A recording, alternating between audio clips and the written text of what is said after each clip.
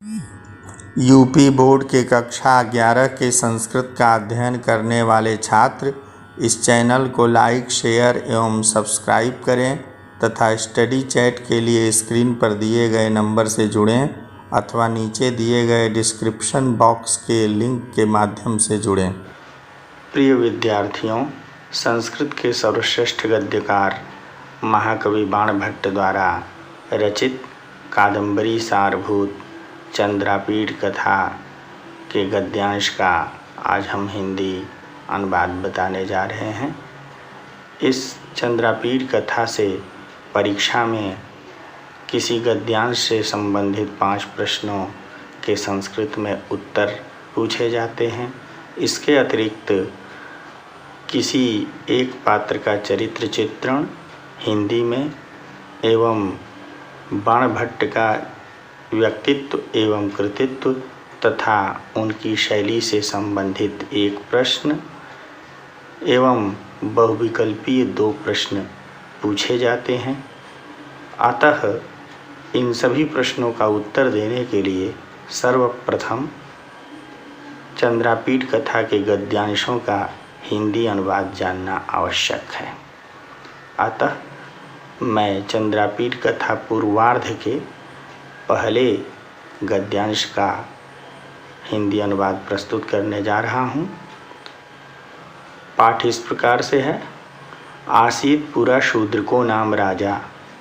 पुरा अर्थात पहले प्राचीन काल में शूद्र का नाम राजा आसीत, शूद्रक नाम का राजा था। तस्य विदिशाभिधाना राजधान्यासीत। तस्य अर्थात उसकी, उस राजा शूद्रक की विदिशाभिधाना, विदिशा अभिधानम यस्याह सा, विदिशा नाम है जिसका, अर्थात विदिशा नाम की राजधान्यासीत, राजधानी थी। विदिशा नाम की नगरी राजधानी थी।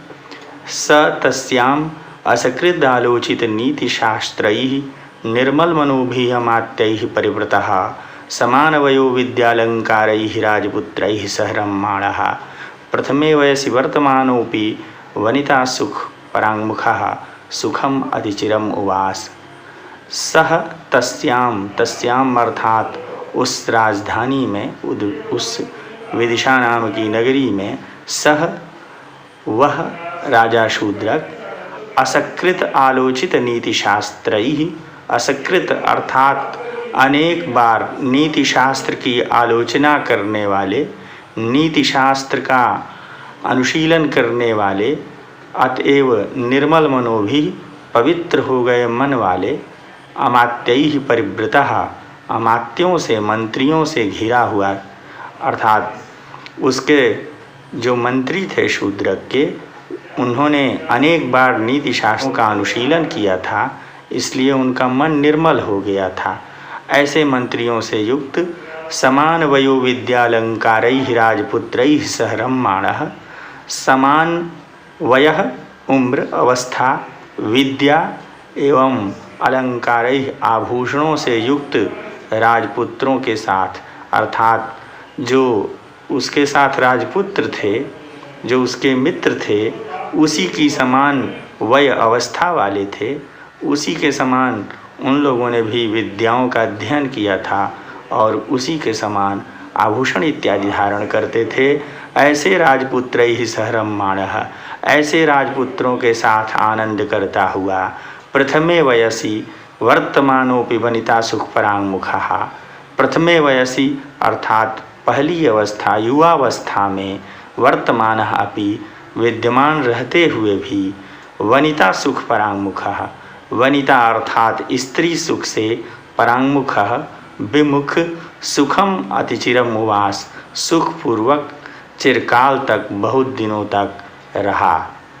एकदा एक बार तम आस्थान मंडपगतम दक्षिणापथात आगता काचित् चांडाल कन्यका पंजरस्थम शुकम आदाय समुपसृत्य। एकदा एक बार दक्षिणापथ से आगता, आई हुई, दक्षिणापथ अर्थात दक्षिण भारत की ओर जाने का एक मार्ग है, एक स्थान है, उसका नाम दक्षिणापथ है। दक्षिणापथ से आई हुई काचित चांडाल कन्यका, कोई चांडाल कन्यका, कोई चांडाल जाति की कन्या, पंजरस्थम शुकम आदाय, पिजड़े में स्थित शुक को आदाय ले करके, आस्थान मंडपगतम तम, सभा मंडप में गए हुए तम उस राजा शूद्रक के समुपसृत्य, समीप जाकर, पास जाकर के, देव विदित सकल शास्त्रार्थः, राजनीति कुशलः, पुराणेतिहास कथासु निपुणः, सकल भूतल रत्न भूतः वैशंपायनो नाम शुकोयम आत्मीयः क्रियताम। देव, हे स्वामी, विदित सकल शास्त्रार्थः, सकल अर्थात संपूर्ण शास्त्रों के अर्थ को जान लेने वाला, राजनीति कुशलः, राजनीति में कुशल, पुराणेतिहास कथासु निपुणः, पुराण और इतिहास की कथाओं में निपुण, सकल भूतल रत्न भूतः, संपूर्ण भूतल अर्थात भूमंडल का रत्नभूत, संपूर्ण पृथ्वी पर रत्न स्वरूप, वैशंपायनो नाम शुकोयम, वैशंपायन नाम के अयम शुकः, इस शुक को, आत्मीयः क्रियताम, इस तोते को अपना लीजिए, स्वीकार कर लीजिए। इत्युक्त्वा, ऐसा राजा शूद्रक से कहकर, पंजरम पुरः निधाय, पुरः सामने, पंजरम पिजड़े को निधाय रख करके अब ससार दूर हट गई।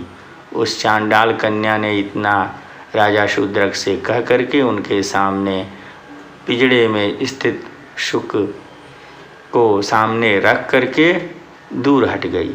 अपसृतायाम तस्याम, उसके दूर हट जाने पर, चांडाल कन्या के दूर हट जाने पर, सविहंग राजः, राजाभिमुखः भूत्वा, उस पक्षीराज, पक्षियों में श्रेष्ठ शुक ने, तोते ने, राजाभिमुखः भूत्वा, राजा की ओर मुख करके, स्पष्टतर वर्णया गिरा, अत्यधिक स्पष्ट वर्णों वाली गिरावाणी के द्वारा, कृत जय शब्द, जय शब्द का उच्चारण करके, राजानम उद्देश्य, राजा को उद्देश्य करके, राजा को लक्ष्य करके, इमाम आर्याम पपाठ, इस आर्या को पढ़ा।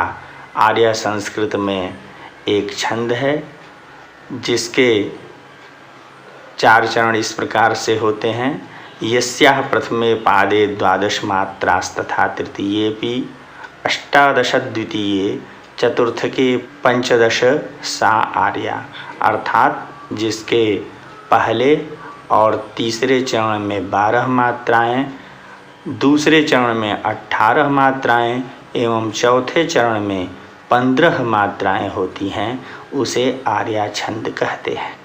तो उस शुक ने अत्यधिक स्पष्ट वाणी में राजा को लक्ष्य करके इमाम आर्याम पपाठ, इस आर्या छंद को पढ़ा। प्रिय विद्यार्थियों, इस गद्यांश से संबंधित अनेक प्रश्न हो सकते हैं। यद्यपि परीक्षा में केवल गद्यांश से 5 ही प्रश्न पूछे जाते हैं, फिर भी यह गद्यांश महत्वपूर्ण है और इसमें संभावित अनेक प्रश्नों की जानकारी हम देना चाह रहे हैं। प्रश्न हो सकता है कि अस्य गद्यांशस्य पुस्तकम लेखकस्य च नाम लिखत। उत्तर होगा अस्य गद्यांशस्य पुस्तकम कादम्बरी सारभूता चंद्रापीठ कथा अस्ति, लेखकस्य बाणभट्टः अस्ति। प्रश्न है शूद्रकः कः आसीत्। उत्तर है शूद्रकः राजा आसीत्। प्रश्न है शूद्रकस्य राजधानी का आसीत्। उत्तर होगा शूद्रकस्य राजधानी विदिशाभिधाना नगरी आसीत्। प्रश्न है शूद्रकः कैः परिवृतः आसीत्। उत्तर होगा शूद्रकः मात्यैः परिवृतः आसीत्। प्रश्न है को नाम प्रथमे वयसि वर्तमानः आसीत्। उत्तर होगा राजा शूद्रकः प्रथमे वयसि वर्तमानः आसीत्। प्रश्न है चांडाल कन्यका कुतः समागता। उत्तर है चांडाल कन्यका दक्षिणापथात् समागता। प्रश्न है वैशंपायनः कः आसीत्। उत्तर होगा वैशंपायनः शुकः आसीत्। यही प्रश्न इस प्रकार से भी पूछा जा सकता है कि शुकस्य किम नाम आसीत्, उत्तर होगा शुकस्य नाम वैशंपायनः आसीत्।